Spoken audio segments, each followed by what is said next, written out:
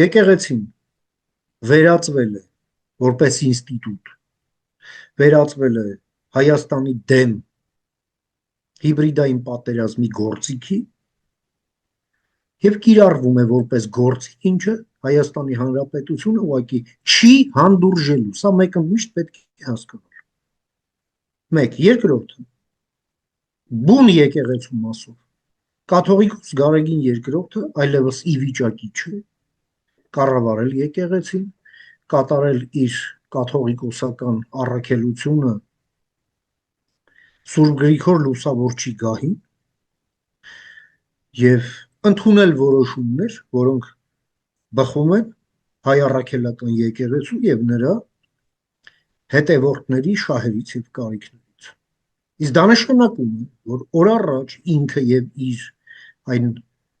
նեղ շրջապատը, իր այդ անձնական գվարդիան պետք է հեռանան օր առաջ։